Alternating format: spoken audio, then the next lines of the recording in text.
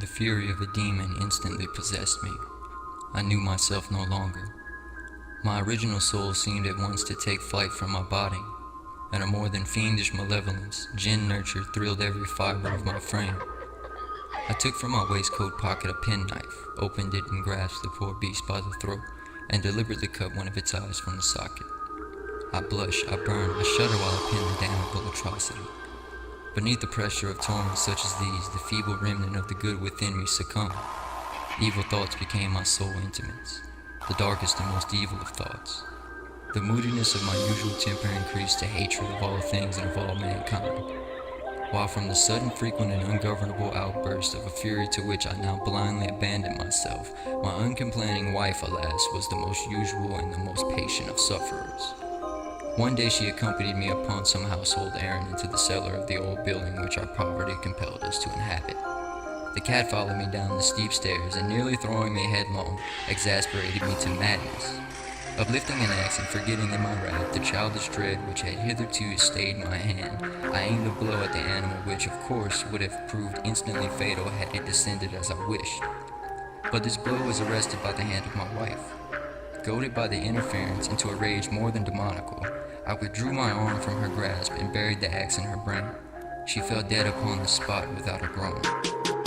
See, it all makes sense when you're sick in the mind. What you'll find is darkness hidden like it's ducked in a blind. It can take over your soul at any given time, then take you to another place you can't even describe. So this is just a little lesson that I'm preaching to you.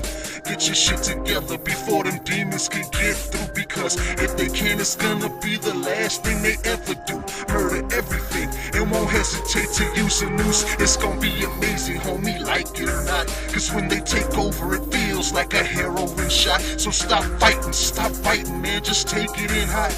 It'll all be over soon, let's see what you got.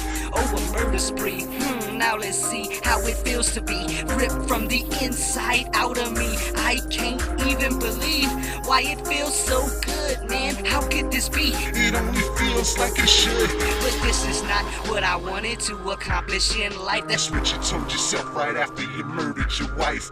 You said you had to do it for the sake of the night.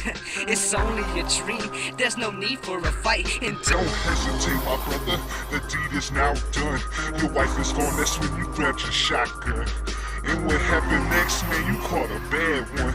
That's what you get for trusting the demon with all of your fun. That's round one. I set myself forthwith with entire deliberation to the task of concealing the body.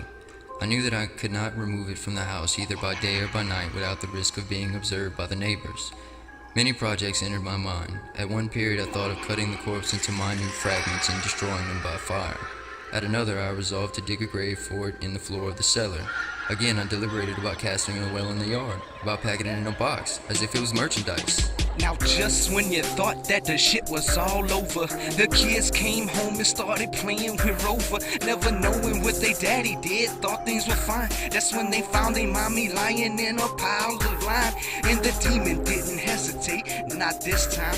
He went straight for the weakest one and took his mind. It can't happen again, please. Could there be another Mr. Demon? Why do I have to kill my own brother? Because you can't deny the facts, you're the strongest. Look at him, he's the one with his arms full of tracks. So just kill him and take your fucking dignity back. Don't deny the true power, son, I've given you that. But I can't do it, there's gotta be another way. I can't kill the only thing that I have left to save. So you're just gonna have to take me straight to the grave before I let you take my brother and my mind for slaves. Oh, I see, so now we have a minor delay. It's okay because you'll meet me, I can show you the way to be the perfect killing machine on any given day.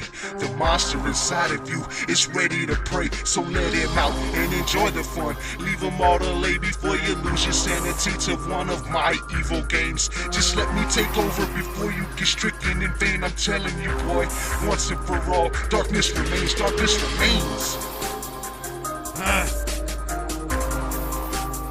Darkness remains, boy. You can't escape the darkness. Of my own thoughts it is folly to speak. Swooning, I staggered to the opposite wall. For an instant the party upon the stairs remained motionless. through extremity of terror and of awe. In the next, a dozen stout arms are toiling at the wall. It fell bodily, the corpse, already greatly decayed and clothed with gore, stood erect before the eyes of the spectators. Upon its head, with the red extended mouth and solitary eye of fire, sat the hideous beast whose craft had seduced me into murder, and whose informing voice had consigned me to the hangman.